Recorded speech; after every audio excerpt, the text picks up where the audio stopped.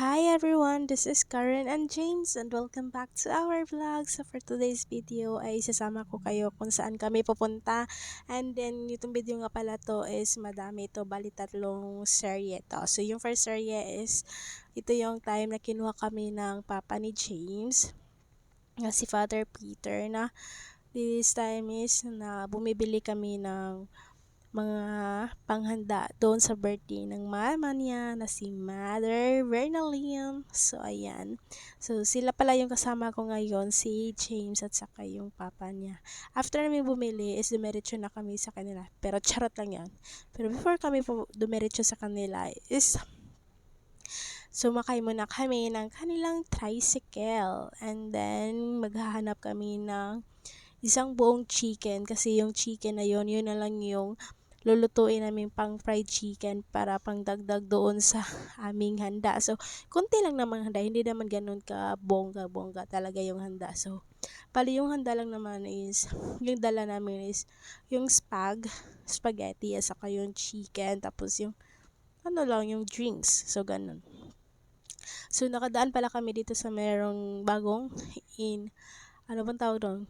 Bagong tukod na Jollibee daw yun. Tapos, ito na kami sa kanila, naluto na din yung mga aming niluluto. And then, ayan, after naming kumain lahat-lahat, ay nagkakantahan na kami. While yung iba is, na kumakain pa din sila. So, ayan.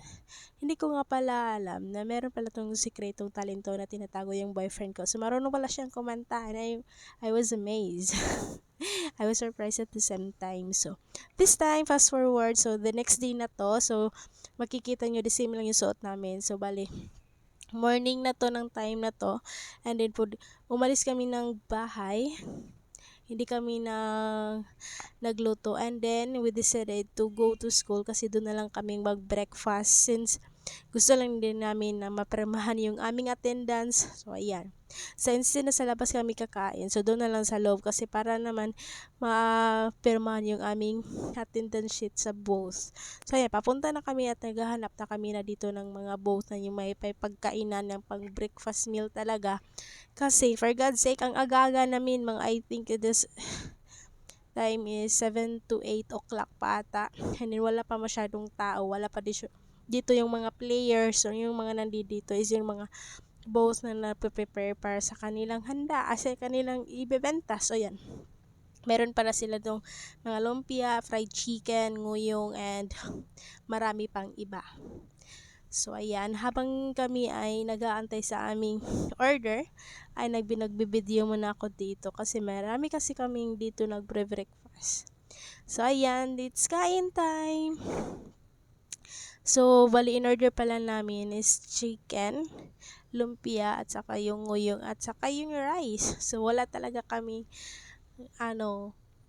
hindi talaga kami nagluto sa bahay namin para lang dito sa both na to. So, I forgot kung magkano yung aming nabayad dyan. Basta, yung punto lang talaga namin pagkain dyan is yung aming attendance sheet na mapirmahan talaga siya kasi yun yung pinaka-importante sa lahat. Para later is hindi na lang ako pupunta dito. Pag pupunta naman ako is yung iwa-watch ko na lang is yung mga games. So, bali okay na tayo doon sa mga booth. So, ayan. Dito nga pala yung booth na to naka-held sa new building namin, sa harap mismo ng new building namin kung saan ginaganap yung mga volleyball. Yung mga women, men's, and yung parang yung lang naman ata. Pero tapos yung sa gilid din pala ito ng library namin kung saan ginaganap yung mga Scrabble, mga chess, yung mga board game, yung mga ganon-ganon. So, ayan. Habang kami ay kumakain, na-realize namin na hindi pala basta-basta talaga yung intramurals kasi talagang mapagagastos ka talaga ng malala. Grabing lala yung paggastos namin para lang sa mapirmahan yung aming attendance sheet. So, ayan. Moving forward, so nandito na naman tayo sa ating kain serye. So, kinuha pala ako ng boyfriend ng friend ko. So, pumunta kami dito sa kanilang village, dito sa may Miramar Village. So, in-invite pala niya ako kasi hindi ko alam kung anong meron. Pero pagdating ko doon, I was surprised. Sa birthday pala ng ate niya, alam niyo itong kaibigan ko.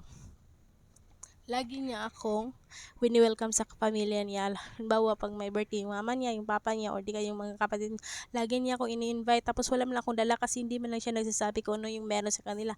Ang sasabihin lang niya sa akin na doon tayo kakain sa amin. So, ang dami talaga namin kain. So, thank you so much, Cheers, Salim, for being so kind and nice for me. So, ayan, pang kung Pasko na sa kanila. So, makikita niyo naman sa mga videos ko, grabe yung siya na pag nandito kayo sa kanila.